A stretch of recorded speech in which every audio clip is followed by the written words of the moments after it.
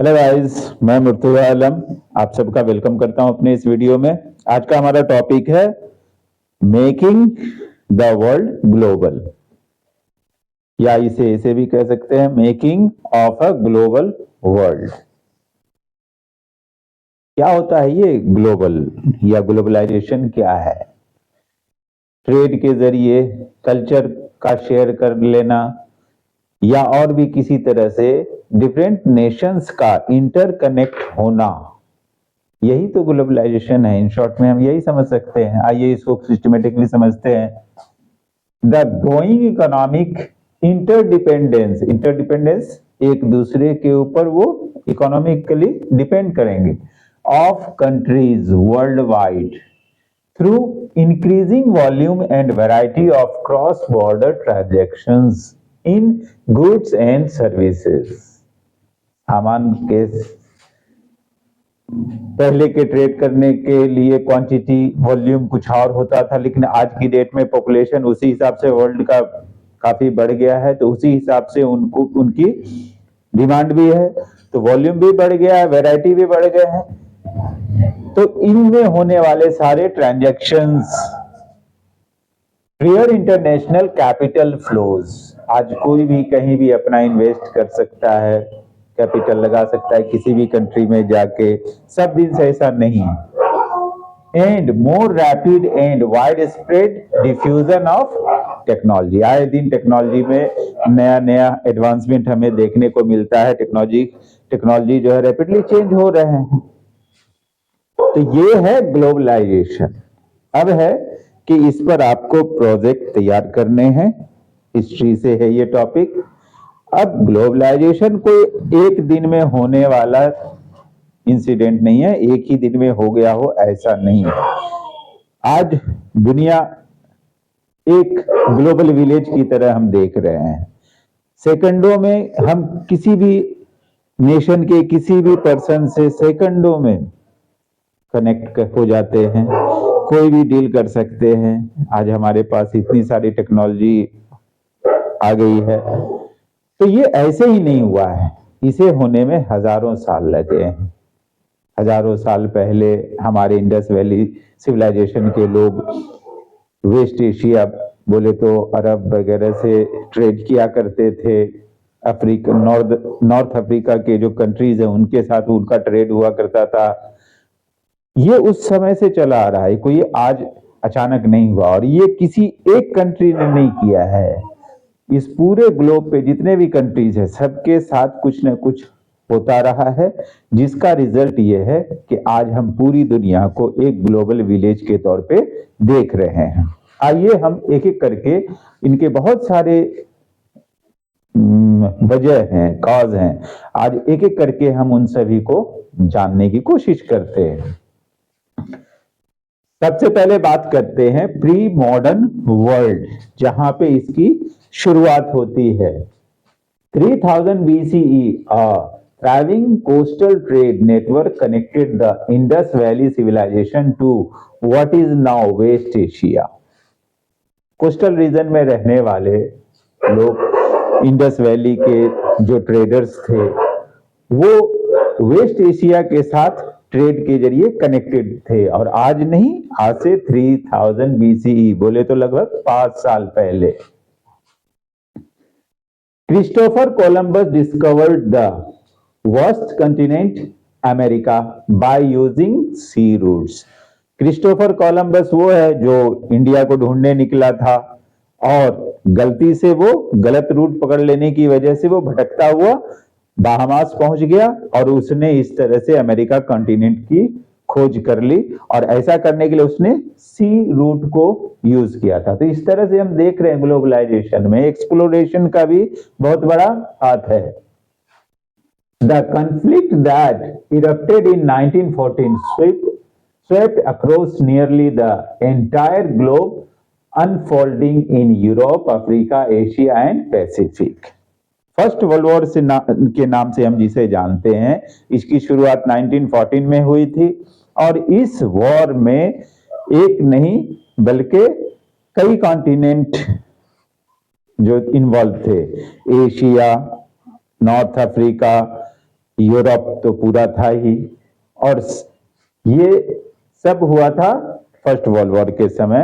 पूरी दुनिया इस वॉर में इन्वॉल्व थी, किसी न किसी तौर पे, कोई डायरेक्टली कोई इनडायरेक्टली। इंडिया के लोग, इंडियन आर्मी भी लड़ने जाया करते थे क्योंकि वो ब्रिटिश के अंडर में थे, और ब्रिटिश इस वॉर में इन्वॉल्व थे।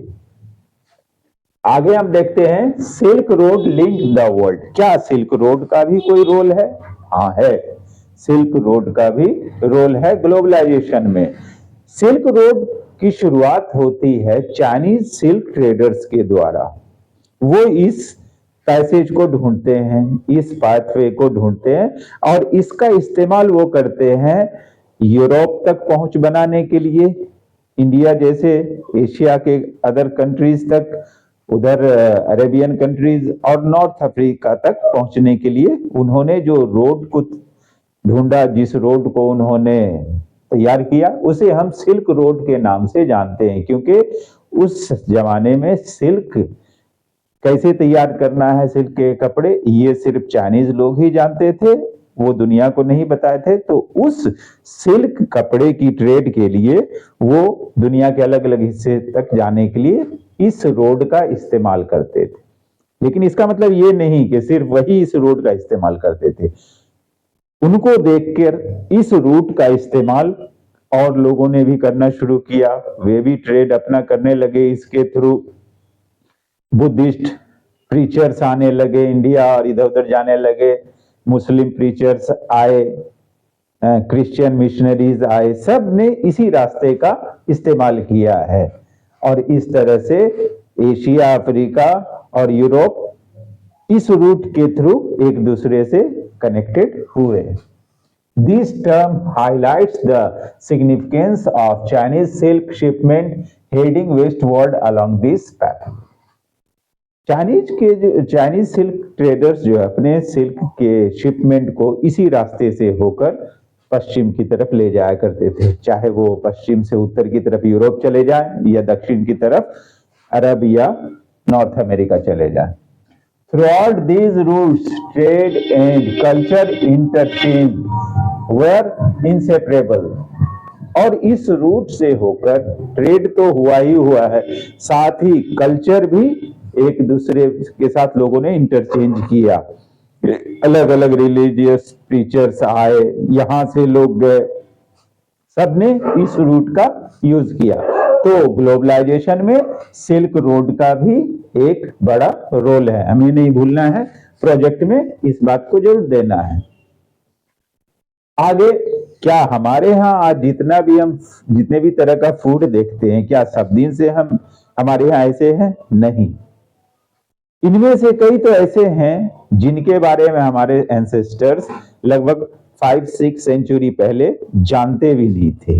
ये सब बाद में ट्रेवल करके आए हैं। वे ट्रेडर्स जिनके यहाँ ये सब चीज हुआ करते थे, तो वो अपने यहाँ के नॉवल फूड को इंट्रोड्यूस करते थे, नए नए जगह जाके उनकी बिक्री होती थी, और इसी वजह से ये सब हमारे यहाँ बाद में आए हैं।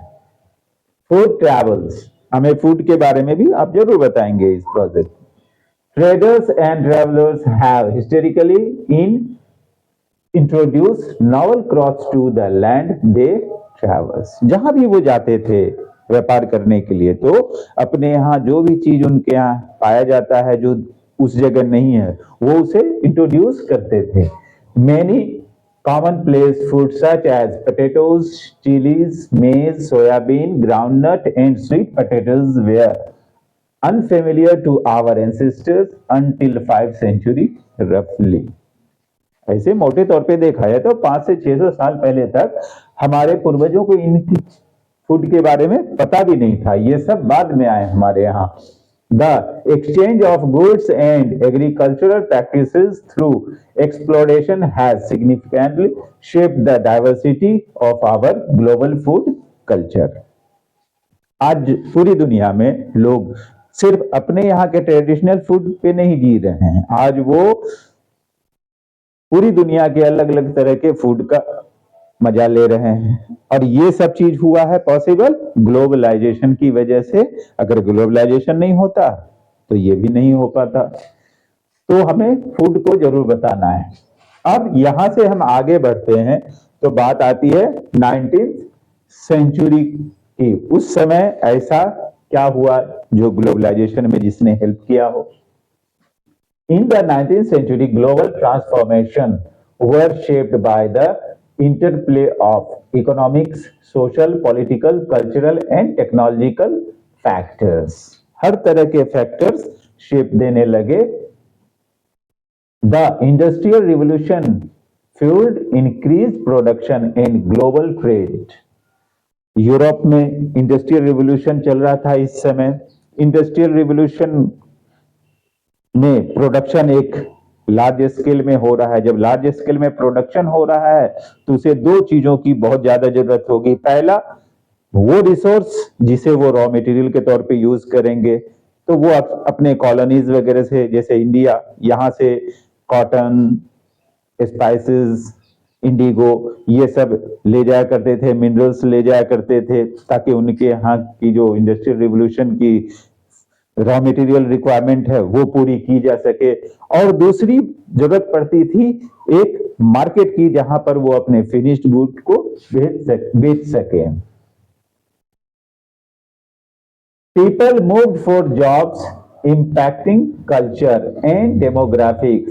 These dynamics were interconnected and laid the foundation for modern globalized world. अब कोई किसी जॉब से कहीं और जा रहा है, उसे अच्छी नौकरी मिल गई है, अच्छा मौका मिला है, वो इस अपॉर्चुनिटी का फायदा उठाना चाहता है, तो वो गया तो साथ में अपना ट्रेडिशन, अपना कल्चर भी लेके जाता था, और वो उस जगह पे अपने कल्चर को इंट्रोड्यूस करता था, और वहां के जो कल्चर है उनको वो समझता था। तो इस तरह से कल्चर का भी एक्सचेंज होता था, जो कि ग्लोबलाइजेशन में काफी हेल्प किया आगे चल के। अब हम बात करते हैं conquest, disease and trade. Conquest युद्ध, डिजीज बीमारियां, एंड ट्रेड व्यापार, ये सब वजह है। The Europeans wielded an unconventional but devastating weapon in the form of germs, particularly smallpox, altering the course of history. Africa जब ये गए हैं, इटालियन, फ्रेंच, ब्रिटिश, और वहां अपनी कॉलोनी बना के रहने लगे, तो अफ्रीका के लोग के पास काफी लाइफ स्टॉक होता था, उन्हें किसी की नौकरी करने में कोई इंटरेस्ट नहीं था। लेकिन ये ब्रिटिशर्स, यूरोपियंस चाहते थे वहां माइनिंग करवाना, प्लांटेशन करवाना, इनके लिए उनको लेबर की जरूरत थी। तो वो लोग मेहनत इनके यहाँ काम करने के लिए तैयार हो जाए, उसके लिए इन्होंने वहां जाके उनके लाइव स्टॉक कैटल्स को जर्म्स इन्फेक्टेड करवाया, जिसकी वजह से उनका काफी लॉस हुआ, बर्बाद हो गए, और मजबूर होकर फिर इनके लिए वो काम करने लगे।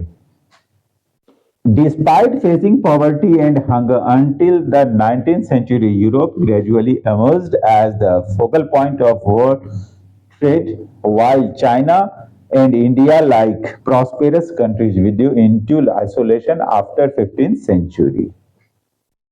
वो यूरोप जो भुखमरी और गरीबी में जी रहा था, उसके बावजूद उसने इतना मेहनत किया, इतनी टेक्निक तरीके अपनाए कि वो अब वर्ल्ड ट्रेड का सेंटर बन गया था। और उससे पहले जो इंडिया और चाइना जैसे कंट्रीज, नेशंस जो फाइनेंशियली काफी स्ट्रांग थे, काफी प्रॉस्पेरस थे, वो आइसोलेशन, मतलब उनको अलग थलग कर दिया गया वर्ल्ड ट्रेड से, और धीरे धीरे वही छाने लगे वर्ल्ड ट्रेड के ऊपर। अब आप आगे देखते हैं Indian labour migration, Indian entrepreneurs abroad. Indian labour migrate हुए हैं आउट ऑफ द कंट्री, उन्हें इंडेंजर्ड लेबर बना के ले गया था, जिसे हम बंधुआ मजदूर कहते हैं। उनमें ज्यादातर तो हमारे बिहार के ही थे, जिन्होंने मॉरिशस में अपना एक देश ही बना लिया। आज वहां की दूसरी भाषा जो है भोजपुरी है। Many people from India were hired to work in other countries under a contract known as indentured labor. इस समय यूरोपियंस अलग अलग जगहों पे कॉलोनी बसाकर वहां तरह तरह के प्लांटेशन कर रहे थे, उन सब माइंस चला रहे थे, उन सब के लिए लेबर की जरूरत थी। जहां लेबर की कमी होती थी तो यहां से इस तरह लाखों मजदूरों को ले जाया गया, जो वहां जाकर उनके लिए काम करते थे। कहां कहां ले जाया गया? कैरेबियन आइलैंड्स पे ले गया जाया गया, क्यूबा वगैरह, मॉरिशस ले जाया गया, फिजी ले जाया गया। इसके अलावा असम के प्लांटेशन में उनको रखा गया। तो इस चीज के लिए वो बंधुआ मजदूर बनाकर ले जाते थे, लेकिन उनकी लाइफ स्लेव से भी बुरी होती थी। वो जब चाहते जरूरत पे अपनी मर्जी से छुट्टी नहीं कर सकते थे, परमिशन इतनी आसानी से मिलती नहीं थी, उनसे कम पैसे में ज्यादा काम लिया जाता था। These labor were from certain regions and sent to Caribbean, Mauritius, Fiji, and Assam. In the early 1900s, Indian leaders opposed indentured labor. 1900 के आते आते हमारे जो इंडियन लीडर्स हैं, उन्होंने इस इंडेंजर्ड लेबर के खिलाफ जो है सो आवाज उठानी शुरू कर दी, जिसका नतीजा ये हुआ कि 1921 आते आते इस लॉ को एबॉलिश कर दिया गया, इसे खत्म कर दिया गया, इलीगल करार दे दिया गया। अब हम बात करते हैं उन एंटरप्रेन्योर्स के जो इंडिया के बाहर रह के अपना काम कर रहे थे। शिकारीपुरी Shroff and Nattukottai Chettiars were the financiers in central and south east Asia. ये फाइनेंसिंग का काम किया करते थे, और फाइनेंस करने के लिए ये इनके पास जो अपनी कैपिटल थी वो तो यूज करते ही थे, साथ ही यूरोपियन बैंक से लोन लेकर भी वहां के लोकल फार्मर्स की हेल्प किया करते थे, उनको फाइनेंस किया करते थे, और इंटरेस्ट इनकी कमाई होती थी।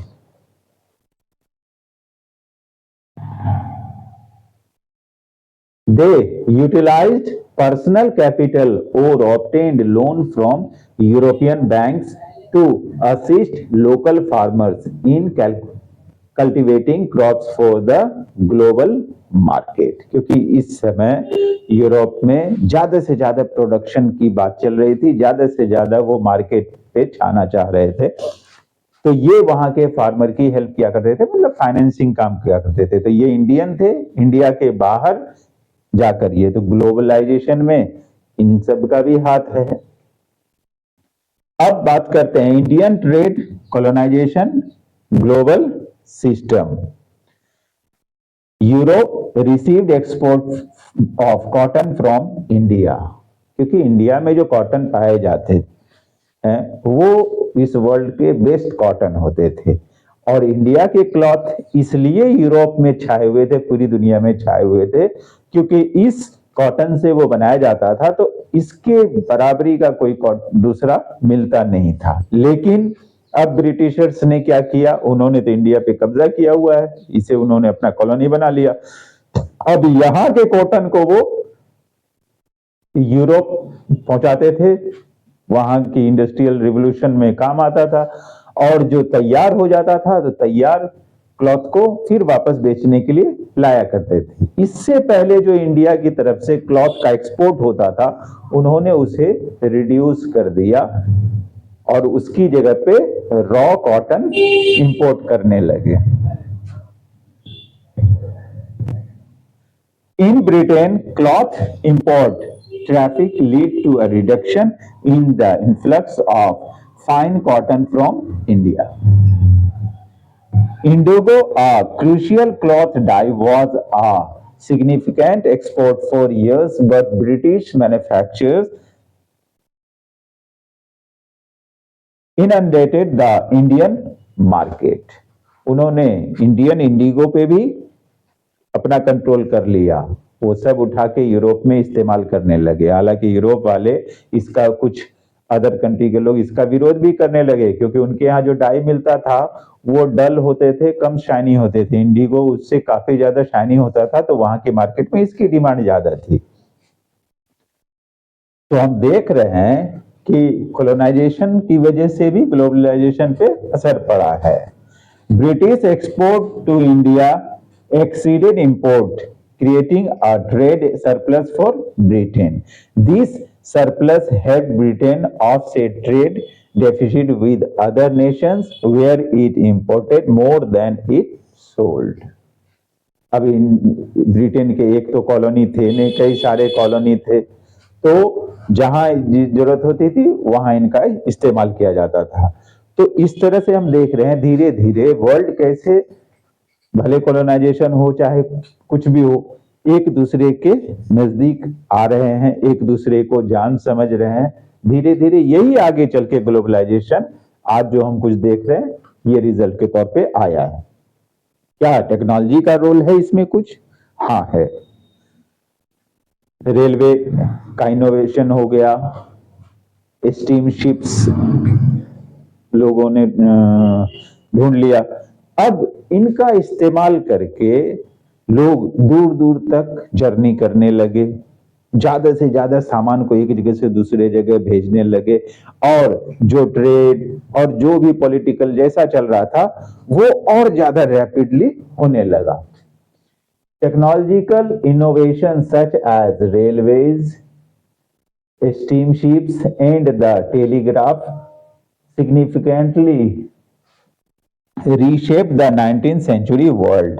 Colonization led to increased investment and improvement, including swift railways. Swift railways बोले तो तेजी से चलने वाली swift railways, efficient wagons, and larger ships, enabling the cost-effective and rapid movement of goods from distant farm to the end market. और इस तरह से जल्दी जल्दी ये एक जगह से दूसरे जगह पहुंचने लगे। तो इस जल्दी पहुंचने की वजह से ट्रेड भी बढ़ने लगा, फैलने लगा, कम समय में ज्यादा काम होने लगे। इससे पहले लोग क्या करते थे, यूरोपियन कंट्रीज में जिंदा जानवरों को भेजा करते थे। जिंदा जानवरों को भेजने की वजह से ये होता था, रास्ते में कई मर जाते थे बीमारी की वजह से, कुछ और वजह से, और वहां तक पहुंचते पहुंचते ये काफी महंगे हो जाया करते थे। तो ऐसे में मीट खाना सिर्फ वहां के रईसों के बस की बात थी। लेकिन बाद में जब फ्रोजन मीट की टेक्नोलॉजी आ गई तो फिर ये आसान हो गया, और उसके बाद सस्ते दाम पे वहां मीट मिलने लगा। तो ये सब टेक्नोलॉजी की वजह से पॉसिबल हुआ। जब पहले टेक्नोलॉजी की कमी थी तो वो चीज नहीं हो पाता था, लेकिन अब टेक्नोलॉजी मिल गई है तो उस हिसाब से कम समय में पहुंच जाता है कोई भी चीज। और अब पहले की तरह जिंदा जानवर को भेजने की जरूरत नहीं है, अब उसके पैकेज्ड मीट को, फ्रोजन मीट को ही भेजा जाता है और वहां हर कोई लेकर खा रहे हैं। अब हम इसके आगे अब हम देखते हैं फर्स्ट वर्ल्ड वॉर के बाद क्या क्या हुआ है, और इकोनॉमी को सही करने के लिए वॉर में जो तबाह हो गई थी फिर क्या क्या किया गया है। आइए अब हम उसको देखते हैं। फिर किस तरह से ब्रेंटन वुड्स कॉन्फ्रेंस के जरिए अमेरिका जो है पूरी दुनिया का साहूकार बन जाता है। फिर 1970 आते आते उसके यहाँ डिक्लाइन होती है, और नए नए नेशंस, खासकर इंडिया, चाइना जैसे, ब्राजील जैसे नेशंस जिनके पास लो वेज के लेबर्स थे, वो इकोनॉमिकली स्ट्रांग होने लगते हैं। किस तरह से, अब हम उसको देखते समझते हैं। द इंटर वॉर इकोनॉमी, ये फर्स्ट वर्ल्ड की बात हो रही है। इधर जो हम बात करेंगे वो सेकेंड वर्ल्ड वॉर की होगी, अभी पहले फर्स्ट वर्ल्ड वॉर की बात हो रही है। वॉर टाइम ट्रांसफॉर्मेशन, पहला वॉर टाइम जो भी ट्रांसफॉर्मेशन हुए हैं, बदलाव हुए हैं। The first world war involving major industrial nations saw the allied powers against the central powers. It featured extensive use of modern technologies, causing high casualties and destructions. The conflicts transformed the global economy, with Britain borrowing heavily from the US, turning the US into a creditor nation. First world war के time war तो कई होते थे, लेकिन अब इस समय तक लोग मॉडर्न वेपन यूज करने लगे। मॉडर्न वेपन का यूज करके बहुत सारी तबाही होने लगी, काफी कैजुअलिटीज हुए, काफी डिस्ट्रक्शंस हुआ। फिर इस चीज को बाद में जो है, जब लड़ाई खत्म हो गई तो भी इसे काफी समय लगा है रिकवर होने में।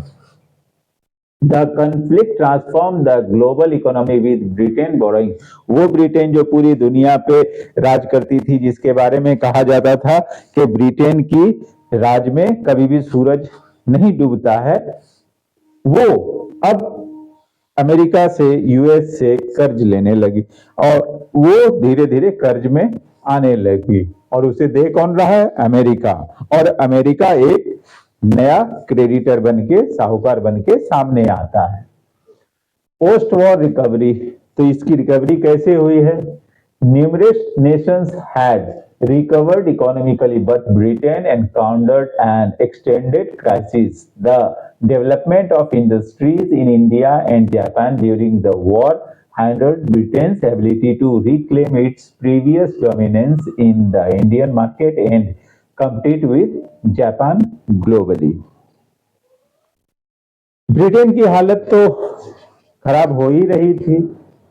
अब ऐसे में इंडिया में भी बहुत सारे जो है इंडस्ट्रियलिस्ट वो खड़े हो गए, लेकिन अब ब्रिटेन में पहले जैसी बात नहीं रही कि वो इंडिया के ऊपर या इंडियन इकोनॉमी के ऊपर अपनी डोमिनेंस को प्रूव कर सके। उधर जापान भी मार्केट में धीरे धीरे छाने लगा, पूरे वर्ल्ड मार्केट में। In general post war era presented for formidable challenge to Britain, necessitating adopting the evolving economic dynamics and emerging global competitors। और इसके साथ ही ब्रिटेन को भी अपने यहाँ के जो भी उनकी पॉलिसी थी उसमें कुछ इवॉल्व करना पड़ा, चेंज करना पड़ा, ताकि वो समय के साथ वर्ल्ड इकोनॉमी के साथ मैच कर सके। अब है rise of mass production and consumption।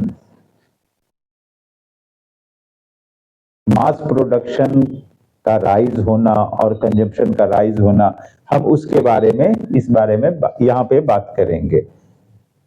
In the early 1920s, the US swiftly recovered from the post-war period, experiencing robust economic growth।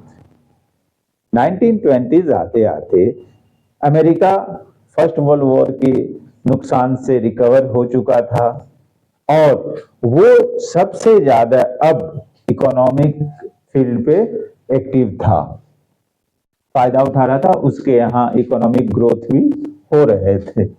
Mass productions pioneered by Henry Ford with the T model Ford in Detroit became a key feature, spreading across the US and Europe in 1920s।